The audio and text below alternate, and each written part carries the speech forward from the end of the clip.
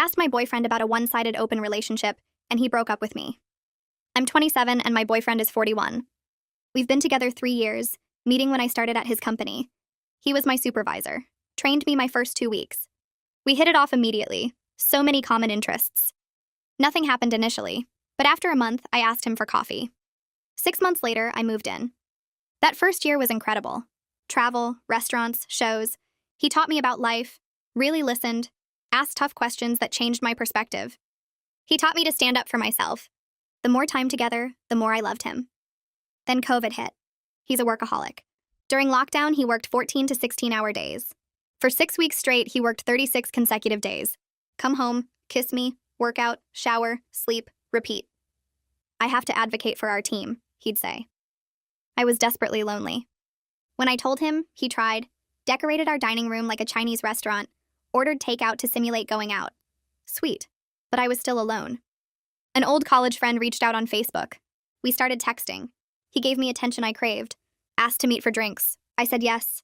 Boyfriend wasn't home anyway. I drank too much. We kissed. It felt good. I gave him oral. No sex, but still. Next day, I asked my boyfriend to talk. I've been lonely. What are your thoughts on an open relationship? He listened as I explained. I loved him but needed attention he couldn't provide. This would be safe, easy. What brought this on? I mentioned my friend, how I wasn't interested in a relationship with him, just distraction. But it would be one-sided. I'm not comfortable sharing you with anyone. It's different for me, I'm alone more, need connection. You work constantly, have no time for other partners. He sat silent for minutes. Then I saw the hurt in his eyes. Ice water poured over me. I hadn't once thought about him. Before I could speak, you need to leave. Wait. I'm not emotionally able to communicate effectively. I need space. He left, asked me to be gone when he returned. 2 hours later, a text. We need time apart. We shouldn't be in a relationship right now. That was 2 days ago. I'm at my parents', can't eat or sleep. Then this morning, my phone rang. My coworker, Jolena. Did you see the email? What email? Check your work account. And company-wide announcement. My boyfriend had resigned, effective immediately. I called him. Voicemail, texted, nothing. Called his best friend, Marcus. Is he okay? You seriously asking that? I messed up, but you don't know, do you? Know what? Check his Instagram. His account was gone, but Marcus sent me screenshots from before deletion, a post from 3 weeks ago I'd never seen, planning something special for our anniversary. 3 years with the love of my life. Photos of a ring, custom designed, comments from his friends congratulating him. He was going to propose, Marcus said. Had the whole thing planned. Your favorite restaurant reopened for limited capacity. He booked it 2 months ago. This weekend. I couldn't breathe. There's more, Marcus continued. The open relationship thing? His ex-wife did the same thing. One-sided open relationship while he worked to support her through medical school. She ended up leaving him for one of her friends. Took him 3 years of therapy to trust again. Until you. I didn't know. The friend you mentioned, Jake Whitmore? How did you? He knew him. Jake's his ex-wife's husband now. My blood went cold. That's impossible. Jake reached out to him last month, bragging, sent him screenshots of your texts, your photos, told him history was repeating itself. Jake said he didn't know I had a boyfriend. He targeted you specifically, found you through your boyfriend's social media. It was revenge for some work thing from years ago. Oh God. Your boyfriend didn't tell you because he thought you'd shut Jake down. Instead, you asked for permission to fuck him. It wasn't like that. I'm sending you something. Check your email. A video file. Security footage from our apartment building's garage. Dated last week, the night I met Jake. It showed me coming home at 2 a.m. But I told my boyfriend I'd been home by 10, asleep early. How did you? Your boyfriend knew. The building manager sent it to him the next morning. He was going to talk to you about it after the proposal, give you a chance to explain. Instead, you asked to sleep with other men while keeping him exclusive. I need to fix this. There's nothing to fix. He's already gone. Gone where? His company offered him a position in London. He took it. His flight left an hour ago. I hung up and drove to the airport. Ran to international departures. His flight to London. Departed. I called him again. This time it rang differently. international tone. Then a text came through. I loved you more than you'll ever know. The ring is in our apartment, top drawer. Keep it or sell it. I don't care anymore. I've blocked your number after this message. Don't contact me again. Be happy with Jake or whoever else. You won. I raced home. Found the ring box. Inside, a stunning vintage-inspired ring. Must have cost thousands. Under the ring, a note in his handwriting. 3 years ago, you changed my life. You helped me believe in love again after I thought I never would. Every day with you was a gift. I'm sorry I worked so much. I was trying to save enough so we could take a year off together after the wedding. Travel the world like you always dreamed. I guess I should have just told you instead of trying to surprise you. The house in Vermont is yours. Deed transfer is with my lawyer. It was going to be your wedding present. Be happy. You deserve more than I could give. The house in Vermont, the one I'd fallen in love with online, said was my dream home. He'd bought it. For me. My phone buzzed. Jake. Heard your boyfriend left. Want to grab that drink? I threw my phone across the room. Another buzz. Different phone. My work phone. Email from HR. Please report to Human Resources Monday at 9 a.m. regarding your relationship with a supervisor. Then another email. From an address I didn't recognize. You don't know me, but I'm your boyfriend's ex-wife. Marcus told me what happened. I need to tell you something about Jake. Meet me tomorrow. Urgent. I sit in my parents' living room staring at Jake's text message, my hands shaking so hard I nearly dropped my phone. The casual cruelty of, want to grab that drink? After destroying my entire life makes something shift inside me from devastation to cold rage. I screenshot the message and block his number. My first clear decision in 3 days. My thumb hovers over the delete button for a second before I save it to a folder labeled evidence that I create right there. I don't know what I'll need it for yet, but some part of me knows I'm going to need proof of what he's done. My parents are asleep upstairs and the house is quiet except for the hum of the refrigerator in the kitchen. I pull my laptop from my bag and open it on the coffee table, the blue light making my eyes hurt after 3 days of crying. Marcus's words keep playing in my head on repeat, about Jake targeting me specifically, about how this was all planned. I pull up Jake's Facebook profile and start scrolling back through years of posts, looking for any connection to my ex-boyfriend I might have missed. His profile is mostly public, full of gym selfies and political rants and check-ins at restaurants. I scroll past photos from last year, the year before, going back further and further. My stomach turns when I find a photo from 6 years ago tagged at my boyfriend's company holiday party. Jake's arm is around a woman I now recognize as the ex-wife, both of them smiling at the camera. The location tag says it's at some hotel ballroom downtown. I zoom in on the photo and see my ex-boyfriend in the background, younger but definitely him, talking to someone I don't recognize. Jake and the ex-wife look happy together, her hand resting on his chest. The comments are mostly generic holiday wishes, but one catches my eye from someone named Greg. Glad you two finally made it official. I click on the ex-wife's profile, but it's private now. Just a generic profile picture of a sunset. I go back to Jake's photos and keep scrolling, finding more pictures from that same time period. There's one of him and my ex-boyfriend standing together at what looks like a work site, both wearing hard hats. The caption says, last day before the big project launch, and it's dated 7 years ago. My chest tightens as I realize they weren't just coworkers. They worked closely together. I screenshot everything I find and save it to the same evidence folder. The email from the ex-wife sits in my inbox like a bomb I'm afraid to open. After 2 hours of staring at it, I finally click and read her message 3 times, trying to understand why she would want to meet with me. She says she has information about Jake that I need to know, that she made the same mistakes I did, and that she's been where I am now. Her email is short and direct, giving me her phone number and suggesting we meet Sunday morning at a coffee shop called Brewer's Corner on the east side of the city. She signs it just Rebecca with no last name. I type out a response saying I'll be there, my fingers moving automatically while my brain tries to process what's happening. I hit send before I can second-guess myself. I spend the entire night researching everything I can find about Jake Whitmore online. His LinkedIn shows he left my boyfriend's company 7 years ago after some kind of dispute, and there are hints in old forum posts about a project that went wrong. I find an article in a local business journal from 7 years ago about a construction project that was delayed due to safety concerns. The article doesn't name anyone specifically, but it mentions that several workers were reassigned and one supervisor was let go. I cross-reference the dates with Jake's LinkedIn and they match up perfectly. The more I dig, the more I realize this revenge plot has been years in the making. I find a Reddit thread from 6 years ago where someone with Jake's username is complaining about being fired unfairly, about how his boss threw him under the bus to save his own career. The details are vague, but the anger is clear. Comment after comment about how he's going to make things right someday. I screenshot that too. By the time the sun starts coming up, I have a folder full of evidence that Jake has been planning this for years. My eyes burn and my head pounds, but I can't stop looking. I find his ex-girlfriend's Instagram, a woman named Sarah who posted about their breakup 3 years ago. She hints at him being controlling and manipulative, about how he isolated her from her friends. I send her a message asking if she'd be willing to talk, knowing she probably won't respond but needing to try anyway.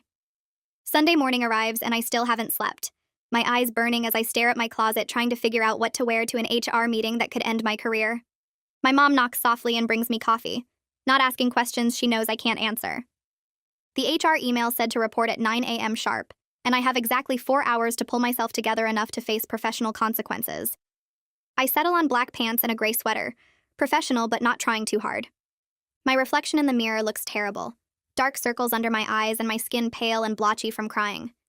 I do my best with makeup, but there's only so much concealer can hide. My mom hugs me before I leave, holding on a little longer than usual. I meet Rebecca at Brewer's Corner, a coffee shop halfway across the city, somewhere neither of us would normally go. She's prettier than her photos, put together in a way that makes me feel even more like a disaster, but her eyes are kind when she sees me walk in. We sit in the back corner and she orders us both tea, her hands steady where mine are shaking. The shop is quiet on a Sunday morning, just a few people with laptops and newspapers scattered around. Rebecca looks like she's in her late 30s, with dark hair pulled back in a neat ponytail and minimal makeup. She's wearing jeans and a blue cardigan, casual but intentional. When our tea arrives, she wraps her hands around the mug and looks at me with an expression I can't quite read. She tells me her name is Rebecca Chandler, and that she kept her maiden name after marrying Jake, which should have been her first warning sign. She explains that Jake approached her 8 years ago when she was a medical student, stressed and lonely because her then-husband worked constantly. The parallels to my situation make my skin crawl. She describes how he started as just a friend from the gym, someone to talk to who seemed to understand her frustration. Her ex-husband was doing his residency at the time, working impossible hours just like my ex-boyfriend during COVID. Jake was attentive and available, always ready to listen when she needed to vent. Rebecca describes how Jake befriended her slowly, always there when her ex-husband wasn't, listening to her complaints and validating her feelings of neglect. She thought she was making her own choices when she started the affair, but looking back, she can see how deliberately he isolated her and amplified every small relationship problem. By the time she realized what was happening, she'd already left her husband, and Jake had what he wanted. She tells me about specific conversations where Jake would ask leading questions about her marriage, making her focus on everything that was wrong instead of what was right. He'd suggest meeting up right when her husband had to cancel plans, positioning himself as the reliable one. She says it took her 2 years after leaving her husband to see the pattern, to understand that Jake had been playing her the whole time. I ask Rebecca why Jake would do this, what her ex-husband did to deserve such calculated revenge. She pulls out her phone and shows me old emails between Jake and her ex-husband from their time working together, a project where her ex-husband reported Jake's safety violations that got him fired. Jake blamed him for ruining his career, even though Jake's own negligence caused the problems. The emails show my ex-boyfriend trying to address safety concerns professionally, giving Jake multiple chances to fix things before escalating to management. Jake's responses are defensive and angry, accusing my ex-boyfriend of having it out for him. The final email is from HR confirming Jake's termination, citing repeated safety violations and failure to comply with corrective action. Rebecca explains that she's been in therapy for 4 years working through what happened, and her therapist helped her see that while Jake manipulated the situation, she still made her own choices to betray someone who loved her. She says the hardest part was accepting both truths at once, that she was targeted and that she still had agency. She's telling me this now because she wishes someone had warned her before she destroyed her marriage. I pull out my phone and scroll back through my text history with Jake, watching Rebecca lean over to see the screen. Her finger taps on a message from 3 weeks ago, where Jake asked how things were going with my boyfriend, and she points out how he phrased it like he was just being friendly, but was actually fishing for information about our relationship problems. She shows me another message where Jake offered to listen if I ever needed to talk, positioning himself as the supportive friend right when I was feeling most alone. Rebecca scrolls further and stops on the message where Jake suggested meeting for drinks, sent the same day my boyfriend worked until midnight. She says the timing wasn't coincidence, that Jake probably knew my boyfriend's work schedule from watching our social media or asking mutual acquaintances. I feel sick looking at the pattern laid out in front of me, seeing how carefully Jake orchestrated every step. Rebecca tells me about a woman she met in her support group, who had a similar experience with Jake 2 years ago, another girlfriend of someone Jake had a grudge against. She says Jake used the same tactics with that woman too, the same sympathetic messages and convenient timing, and by the time the woman realized what was happening, her relationship was already destroyed. Rebecca's voice gets quiet when she says Jake is probably still doing this to people, using lonely women as weapons against men. He feels wronged him, and that I won't be the last unless someone stops him. I sit in my car after Rebecca drives away, staring at my mom's phone in my hands. My own phone is still blocked, but maybe if I use a different number he'll pick up. Maybe he'll give me one chance to explain everything I've learned about Jake's manipulation. I dial his number and listen to it ring once, twice, 3 times, my heart pounding so hard I can hear it in my ears. Then a recorded voice comes on, crisp and British, telling me this number is no longer accepting calls and to please try again later. I hang up and dial again, getting the same message, and the reality hits me that he didn't just block my number. He changed his number completely, erased even the possibility that I might find a way to reach him, and the finality of it makes my chest feel like it's caving in. I put my head down on the steering wheel and cry, ugly sobbing that makes my whole body shake, because there's no way to fix this now. He's gone and he made sure I can't follow. Sunday afternoon drags by in my parents' house while I systematically try every possible way to contact him. I send an email to his old work address and it bounces back immediately with an automated message saying the account no longer exists. His Instagram is completely deleted, not just deactivated, and when I search for his name, nothing comes up.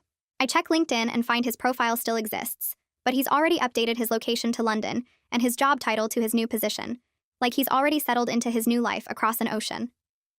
I send Marcus 3 different messages begging him to just tell me if my ex is okay, if he's eating and sleeping, if he's as destroyed as I am. Marcus doesn't respond to any of them. I try Facebook and find that my ex has deactivated that account too, removing himself from every platform where I might reach him. The completeness of his departure feels deliberate and thorough, like he planned exactly how to cut every possible connection between us, and I have to sit with the knowledge that he meant what he said about not wanting contact. Losing him the first time was devastating, but watching him systematically erase every trace of our connection feels like losing him all over again. Only worse because now I understand exactly what I destroyed. Monday morning I wake up at 5:30 even though my alarm isn't set until 6, my stomach already churning with anxiety about the HR meeting. I arrive at the office at 8:30, a full 30 minutes before Liana told me to report, because I can't sit in my parents' house anymore waiting. The lobby is mostly empty this early, and I sit in one of the uncomfortable chairs near the elevators, my hands clenched together in my lap. Mateo from accounting comes through the lobby around 8:40 and does a visible double take when he sees me. He walks over and I must look as awful as I feel, because his face immediately softens with concern. He sits down next to me and squeezes my shoulder, leaning close to whisper that whatever is happening, I'll get through it. His kindness catches me off guard and I feel tears starting to well up, which would be humiliating before the meeting even begins. I blink them back and thank him, and he squeezes my shoulder once more before heading to the elevators. The simple gesture of someone being kind to me when I don't deserve it almost breaks me completely. Liana's office is on the 3rd floor in a windowless room that feels more like a closet than a proper office. She has a folder on her desk that looks thick with papers, and I know without asking that it contains documentation of my relationship with my ex. She gestures for me to sit in the chair across from her and opens the folder, her expression professional but not unkind. She explains that an anonymous complaint was filed about my relationship, alleging violations of company policy regarding supervisor and subordinate relationships. My face burns hot with shame as she asks me to confirm the timeline of when we started dating. I tell her we went on our first date about a month after I started working here, that I asked him out for coffee. She writes this down and asks when I was transferred out of his direct supervision. I tell her it was about 2 months after we started dating, that the transfer was arranged specifically because of our relationship. She nods and makes more notes, then asks me to describe the nature of our relationship and whether I ever felt pressured or coerced. The question makes me want to scream because the answer is the opposite, that I pursued him, that I pushed for more when he wanted to be careful about company policy. Liana slides a document across the desk, and I see it's the anonymous complaint form with the name redacted. The complaint was filed 2 weeks ago, right around the time Jake first reached out to me on Facebook. I read through the details and feel my hands start to shake because whoever filed this knew specific things about our relationship, private things like where we went on our first date, and what time I usually left his apartment in the mornings. The complaint alleges that my ex used his position as my supervisor to pressure me into a relationship, that the power dynamic was inappropriate from the start. My hands clench into fists under the table as I realize what Jake did. He didn't just manipulate me into betraying someone I loved, he also tried to destroy me professionally and paint my ex as some kind of predator who took advantage of a younger employee. The calculated cruelty of it makes me want to throw up right there in Liana's office. I interrupt Liana mid-question, my voice coming out sharper than I intended. I tell her I have information about who filed the complaint and why, and she looks surprised but gestures for me to continue. I explain about Jake Whitmore, about his connection to my ex through the ex-wife, about how he deliberately targeted me as part of a revenge plot over something that happened years ago at work. I pull out my phone and show her the screenshots Rebecca gave me, the old emails about the safety violations and Jake's termination. Then I show her my own text history with Jake, the way he slowly built up to suggesting we meet, the way he always messaged right when I was most vulnerable.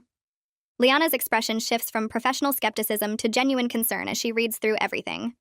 She asks if she can take copies of the screenshots, and I nod, watching her scan each one into her computer. She tells me this changes the nature of the investigation significantly. Liana closes the folder and folds her hands on top of it. She says she needs to verify everything I've told her and consult with the company's legal team about how Jake's manipulation affects the policy violation investigation. But she also explains that even if I was deliberately targeted, the relationship still violated company policy since it began while my ex was my supervisor, before my transfer was arranged. The policy exists to prevent exactly this kind of situation, regardless of who pursued who or what the circumstances were. She tells me I could face consequences ranging from a written warning to termination, depending on what the legal team decides after reviewing all the evidence. I need to prepare myself for serious professional consequences, she says, and the room feels like it's tilting, and I grip the arms of the chair to steady myself. I make a split-second decision and tell Liana I want to provide a full statement about the relationship. I explain that it was completely consensual, that I pursued him initially and asked him out first, that he was actually hesitant because of the policy and his position as my supervisor. I tell her about how he arranged my transfer as soon as we started dating, how he was always careful about maintaining professional boundaries at work. If I'm going down for this, I'm not going to let Jake's complaint paint my ex as some predatory supervisor who took advantage of a naive younger employee. Liana looks at me with something that might be respect and says she appreciates my honesty. She'll schedule a follow-up meeting for later this week once legal has reviewed everything and made their determination. I stand up on shaky legs and leave her office, knowing my career here might be over, but at least I didn't let Jake destroy my ex's reputation along with everything else. I leave the building and get in my car, but instead of driving back to my parents' house, I head toward the apartment I shared with my ex. I use my key knowing this will probably be one of the last times, that eventually the lease will end, or he'll have someone come pack up the rest of his things and change the locks. I need to face the physical reality of the life I destroyed, even though every item I touch is going to feel like a knife in my chest. The parking garage is dim and quiet at 9:30 on a Monday morning, most people already at work. I take the elevator up to our floor and walk down the hallway that used to feel like coming home. The apartment is eerily quiet when I open the door, already feeling abandoned like a museum of our relationship. Most of his personal items are gone and the space feels hollow without them. I walk through each room like a ghost, visiting her own life.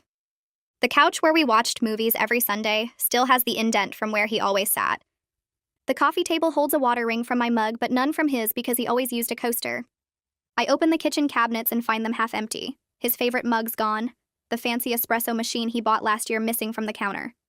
He took the things that mattered to him and left behind the shared items we picked out together, like he wanted to erase himself but not punish me by taking everything. The bedroom is worse. His side of the closet gapes empty, hangers pushed to one end in a sad cluster. I run my fingers along the empty rod and find dust where his suits used to hang. The nightstand on his side is cleared off completely. No books or reading glasses or the small dish where he emptied his pockets every night. I sink onto the bed and the mattress feels too big now, too cold, like it knows he's never coming back. I force myself to stand and start opening drawers, looking for anything he might have left behind. His dresser is empty except for some old t-shirts he must have forgotten. The bathroom cabinet under the sink where he kept his shaving supplies is bare. I'm about to give up when I see a small box pushed to the back of the top shelf in the bedroom closet, behind where his winter coats used to be. I have to drag the desk chair over to reach it. The box is plain cardboard, unmarked, and when I lift it down, it's lighter than I expected. Inside I find a stack of papers, some photos, and an envelope with my name written on the front in his careful handwriting. My hands shake so badly I almost drop the envelope. The date on it says 3 weeks ago, back when everything was still good, back when he was planning to propose. I sit down on the closet floor because my legs won't hold me anymore, and I tear open the envelope with shaking fingers. The letter inside is 3 pages long, front and back. His handwriting neat and precise like always.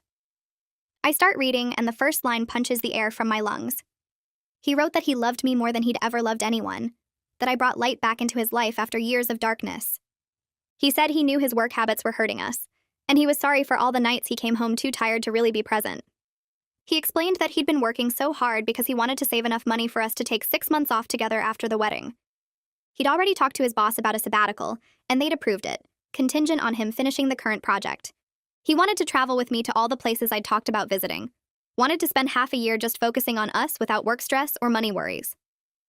Requested Reads is on Spotify now. Check out link in the description or comments. He wrote about the Vermont house and how he'd been planning to tell me about it the night he proposed. How he imagined us spending long weekends there in the fall watching the leaves change. He described plans for a garden I could tend and a studio space where I could finally try painting like I'd always wanted. He said he'd been building our future brick by brick, while I thought he was just ignoring me. Every sentence is a reminder of how badly I misunderstood everything. How I destroyed something precious because I couldn't just talk to him about feeling lonely. The second page gets harder to read through my tears. He wrote about his ex-wife and how her betrayal nearly broke him, how it took 3 years of therapy before he could even consider dating again. He said meeting me felt like a miracle, like life was giving him a second chance to get it right. He wrote that he never told me about his ex-wife's affair because he didn't want to burden me with his past pain and because he trusted me completely. He said that trust was the most valuable thing he'd ever given anyone, and I was the only person since his divorce who he'd felt safe enough to offer it to. Reading those words knowing what I did makes me want to throw up. He trusted me, and I proved I wasn't worthy of it. He loved me, and I threw it away for attention from someone who was using me as a weapon. The last page is the worst. He wrote that he hoped I would understand why he worked so hard, that he was trying to build financial security, so we could have freedom together. He said he was planning to tell me everything the night he proposed, to show me that he'd heard my concerns even when I didn't voice them directly. He wanted to prove through actions that he was committed to making our relationship the priority, that the long hours were temporary and leading somewhere better. He wrote that he knew he wasn't perfect, but he was trying his best to be the partner I deserved. The letter ends with him saying he couldn't wait to see my face when he got down on one knee, that he'd been carrying the ring around for 2 weeks already because he was too excited to leave it at home. I fold the letter carefully with shaking hands and put it in my purse. It's evidence of what I lost, proof that the future I destroyed was even better than I knew. My phone buzzes in my pocket and I jump. It's a text from a number I don't recognize. The message makes my stomach turn. Jake asking if we can talk, like he has any right to contact me after what he did. I should block the number immediately, but something stops me. If he wants to gloat or manipulate me further, I'm going to make sure he faces consequences for it. I text back suggesting we meet at the public park near my parents' house tomorrow morning. Somewhere public where I'll be safe and where I can record every word he says. He responds within seconds, agreeing to 10 a.m. I screenshot the entire conversation and email it to myself as backup. I spend the rest of Monday night at my parents' house preparing for the meeting with Jake.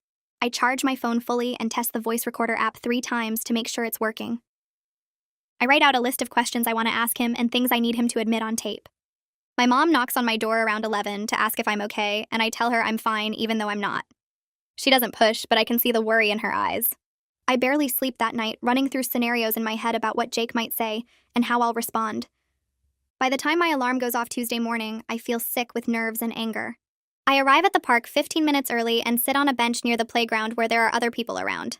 I start the recording app on my phone and put it in my jacket pocket with the microphone facing out. At exactly 10 a.m., Jake walks up looking pleased with himself, like this is all some game he's winning. He's wearing expensive sunglasses and a leather jacket that probably cost more than my rent. He sits down next to me without asking and starts with fake concern about how I'm doing. I cut him off before he can finish his act. I tell him I know everything about his history with my ex-boyfriend, about Rebecca, about the HR complaint he filed. I watch his face change as he realizes I'm not the easy target he thought I was. The pleased expression drops away, and something colder slides into place. Jake leans back against the bench and crosses his arms. He admits he reached out to me specifically because of who I was dating. He says my ex-boyfriend ruined his career over a minor safety issue and deserved to feel the same betrayal Jake felt when he got fired. His voice is casual, like he's discussing the weather, instead of confessing to deliberately destroying my relationship. I dig my nails into my palms to keep from screaming at him. He keeps talking and says that my ex-boyfriend reported violations to cover up his own mistakes on that project years ago, that he scapegoated Jake to protect himself. Then Jake says something that stops me cold. He says I still made every choice myself, that he just provided opportunity, and I took it. He's right, and I hate him for it. I wanted someone to blame besides myself, but Jake won't let me off that easy. Jake pulls out his phone and shows me documents from 7 years ago. Emails and project reports that suggest my ex-boyfriend knew about problems on the construction site before Jake's violations. The documentation looks official with company letterhead and signatures. Jake claims my ex-boyfriend saw the issues coming and reported Jake's smaller infractions to deflect attention from his own oversight failures. He says 3 people lost their jobs over that project, but my ex-boyfriend got promoted because he positioned himself as the one who caught the problems. I don't know what to believe anymore. The clear moral lines I wanted where Jake is the villain and my ex-boyfriend is the victim blur into something complicated and painful. Maybe my ex-boyfriend wasn't perfect. Maybe Jake's grievance had some basis, even if his revenge was wrong. Maybe everyone involved made mistakes and I'm just another casualty in a war that started before I even met either of them. Jake stands up to leave and tells me I should thank him for showing me who my ex-boyfriend really was. I stay silent because anything I say will just feed his ego. He walks away across the park and I sit there for another 20 minutes making sure the recording saved properly. I have his confession on tape, but I don't know what to do with it. Reporting him to his current employer feels petty and won't undo what happened. Sharing it with my ex-boyfriend is impossible since he blocked me. The recording is evidence, but evidence of what exactly? That Jake manipulated me and I let him? That my ex-boyfriend might have made mistakes years ago that don't justify what happened to us? I save the file to 3 different places and head back to my parents' house feeling hollowed out.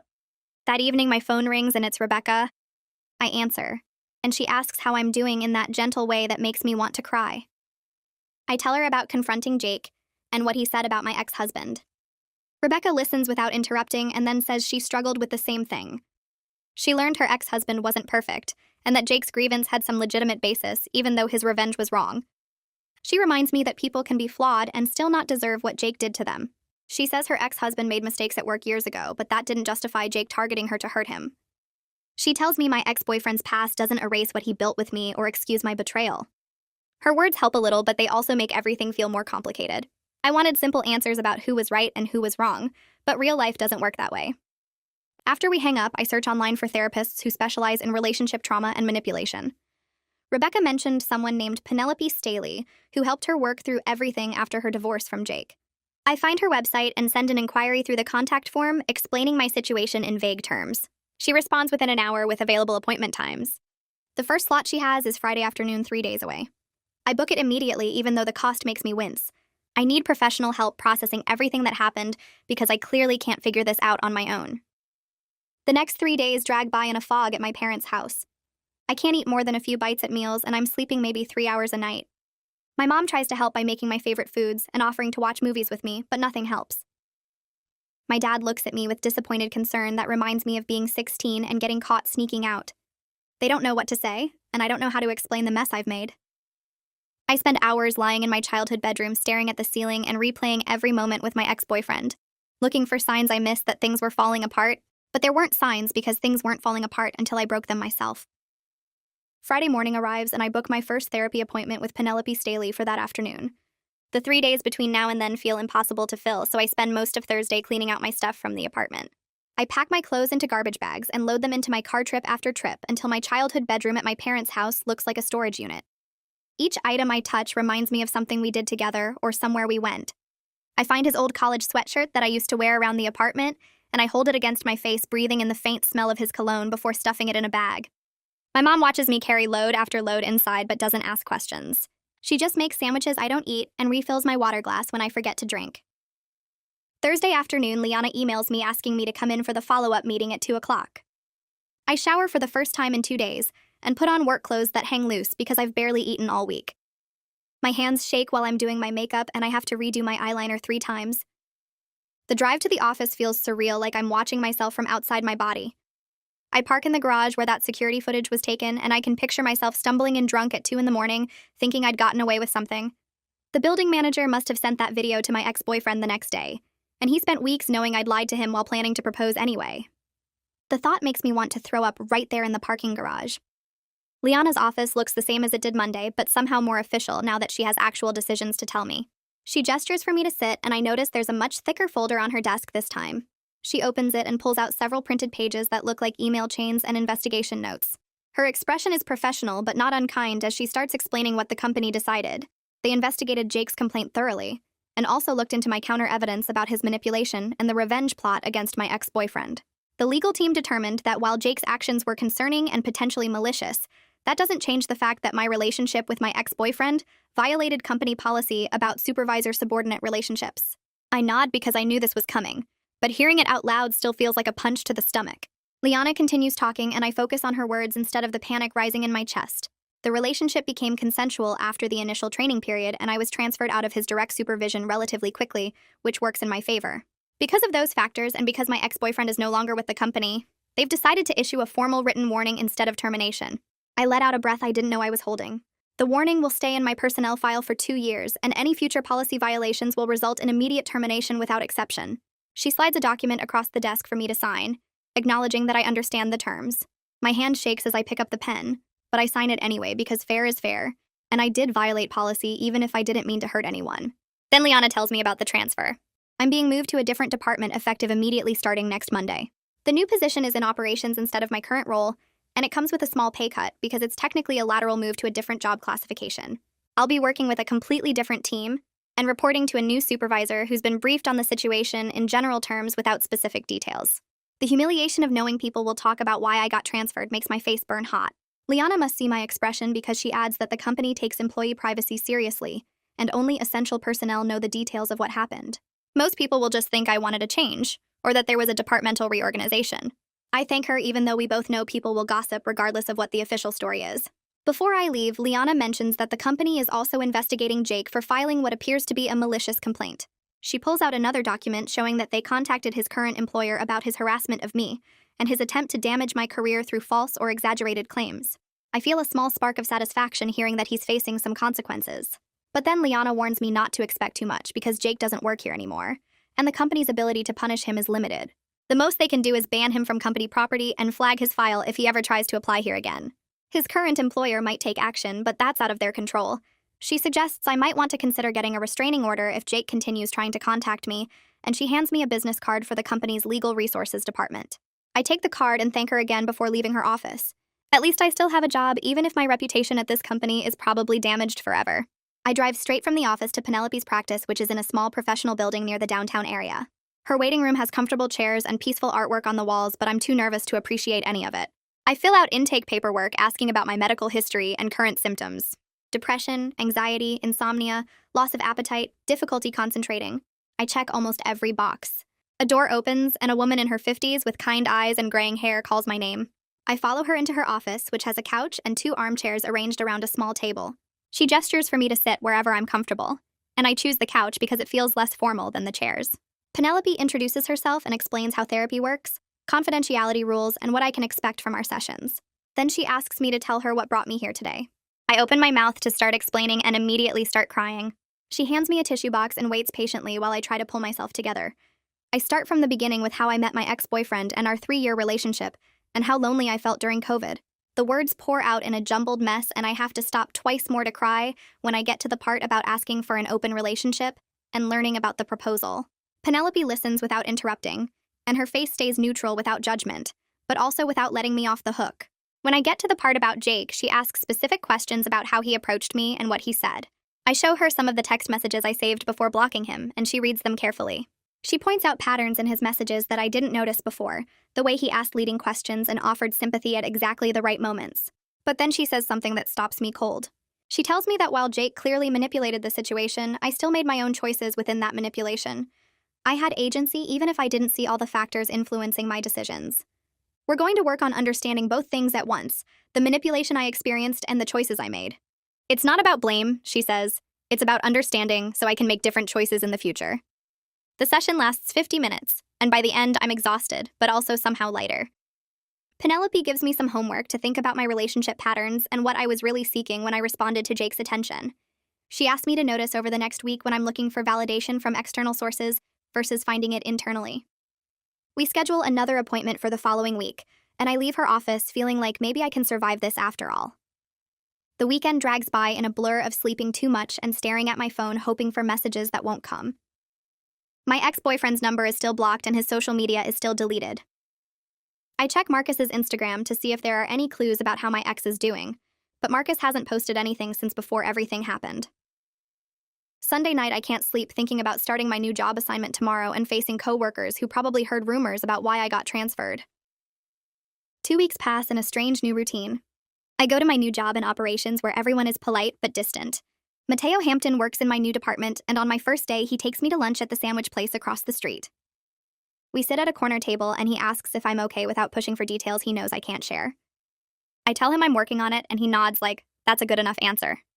He talks about normal things like the new project the department is starting and which managers are reasonable versus difficult. His friendship feels like a small bright spot in all the darkness. We start having lunch together once or twice a week, and I'm grateful he doesn't treat me like I'm damaged or gossip about what happened. I see Penelope twice a week and slowly start unpacking my relationship patterns. She asks me about my previous relationships before my ex-boyfriend, and I realize I've always sought validation from partners rather than building my own sense of worth. When my ex worked long hours and couldn't give me attention, I felt worthless, like I didn't matter. Jake's attention felt like proof that I was valuable and desirable. Penelope says this is something we'll work on long term, learning to validate myself instead of depending on external sources. She gives me exercises to practice, like writing down things I accomplished each day that have nothing to do with other people's opinions. It feels stupid at first, but I do it anyway because I don't know what else to do. One night, 2 weeks after the breakup, I sit down at my parents' kitchen table and write a long letter to my ex-boyfriend. I know I'll never send it, but Penelope suggested writing it anyway as part of processing everything. I start by taking full responsibility for my betrayal without making excuses or blaming Jake's manipulation. I explain what I learned about how Jake targeted me, but I'm careful not to use that as a way to absolve myself of what I did. I tell him about starting therapy and the work I'm doing to understand my patterns. I write that I understand why he left and that I respect his boundaries completely. I write that I'm sorry for destroying something beautiful because I didn't know how to communicate my needs like an adult. The letter ends up being 4 pages long, and by the time I finish, my face is wet with tears. I fold it carefully and put it in an envelope with his name on it that I'll never mail. At my second therapy session with Penelope, I bring the letter and read it out loud. My voice shakes the whole time, and I have to stop several times to compose myself. When I finish, Penelope is quiet for a moment before asking me what I hope to gain from sending it. I'm honest, and tell her that part of me wants him to forgive me and come back. She nods like she expected that answer, and then gently points out that I'm still seeking external validation instead of doing the internal work. She suggests I keep the letter as a reminder of what I've learned, but focus on healing for my own sake, not to win him back. The distinction feels important even though it hurts to hear. I'm not healing to get him back. I'm healing because I need to become a better person regardless of whether he ever knows about it. Monday morning, I start my new assignment in operations officially. The office is on a different floor from where I used to work, and I don't run into anyone from my old department. My new supervisor is a woman named Carol who's professional but warm. She shows me my desk and introduces me to the team. Mateo stops by mid-morning to see how I'm settling in and offers to grab coffee. We go to the break room and he asks how I'm really doing. I tell him I'm working on it, which is becoming my standard answer. He says that's all anyone can do, just work on it one day at a time. His friendship continues to feel like a lifeline in all this mess. 3 weeks after the breakup, Liana calls my work extension. My stomach drops thinking something else has gone wrong, but her tone is professional and almost pleased. She tells me the company has officially banned Jake from all company property after confirming he filed a malicious complaint against me. They also reported his harassment to his current employer, though she doesn't know what action they'll take. It's not enough consequence for what he did to me and my ex-boyfriend, but it's something. I feel a grim satisfaction knowing he didn't get away with it completely, even if the damage is already done. That afternoon, Rebecca texts me asking if I want to meet for coffee again. We meet at the same place as our first meeting, and this time the conversation feels different. Less about Jake's manipulation and more about how we're both healing from what happened. Rebecca tells me she's been divorced from Jake for 2 years now, and she's dating someone new who treats her with respect. She says it took a long time to trust again after everything, but therapy helped her understand her patterns and make better choices. I ask her what made her ready to date again, and she says there wasn't one moment, just gradual healing until she felt strong enough to risk being vulnerable again. She tells me about her new boyfriend and how different the relationship feels when it's built on mutual respect instead of manipulation and codependency. I ask Rebecca if she ever got closure with her ex-husband. She puts down her tea and shakes her head slowly. He refused all contact just like mine did. Blocked her number, moved cities, made it clear he wanted nothing to do with her. She says she spent 2 years hoping he'd eventually respond to one of her letters or emails, That time would soften his anger enough for a conversation. It never happened. She had to make peace with never getting his forgiveness. Learning to forgive herself instead became the only path forward. It's not the answer I wanted. Some part of me still hoped she'd tell me her ex-husband came around after enough time passed, that maybe mine would too. But she's being honest with me, and I appreciate her not giving me false hope just to make me feel better. She says the hardest part was accepting that some doors close permanently, that some damage can't be undone no matter how much you wish otherwise. I thank her for meeting with me again, and we hug before leaving the coffee shop. The drive home feels heavier than usual.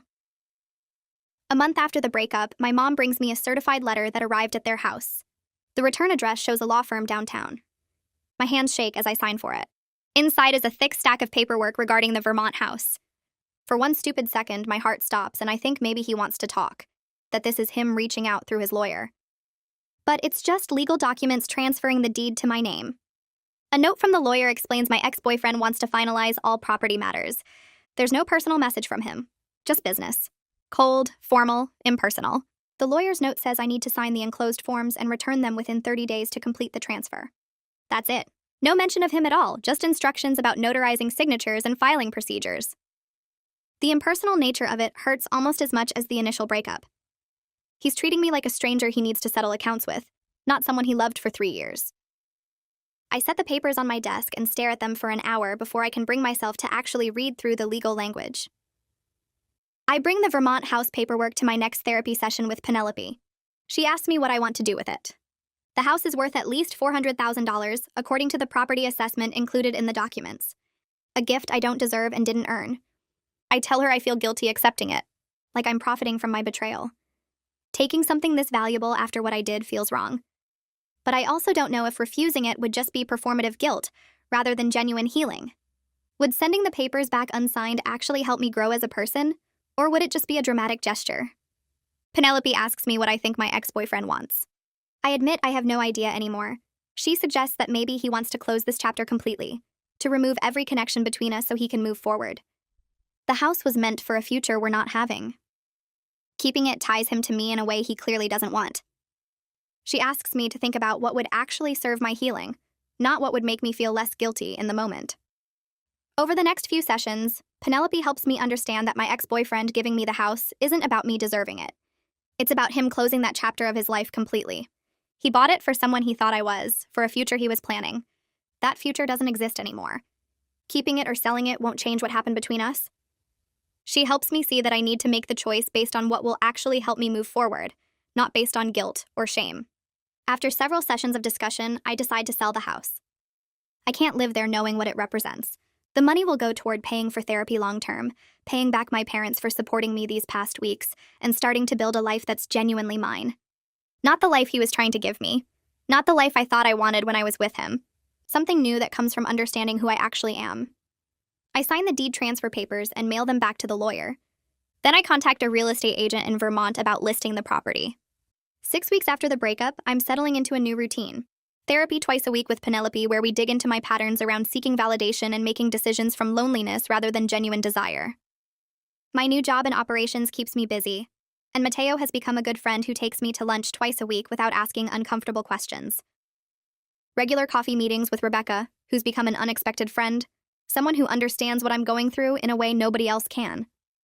I'm slowly rebuilding my sense of self, separate from my ex-boyfriend, separate from who I was trying to be for him. I still think about him every day, probably will for a long time. Wonder if he's happy in London, if he's met someone new, if he ever thinks about me. But I'm learning to sit with the grief and guilt without letting it consume me completely. The real estate agent in Vermont called yesterday. She says the house should sell quickly given the location and condition. There's already interest from 3 potential buyers. I'm ready to let go of that dream and build new ones based on who I actually am, rather than who I wanted to be. Well, that's another emotional disaster beautifully narrated by yours truly. If you made it to the end, I don't know if I should be proud or worried. Either way, subscribe. Misery loves company.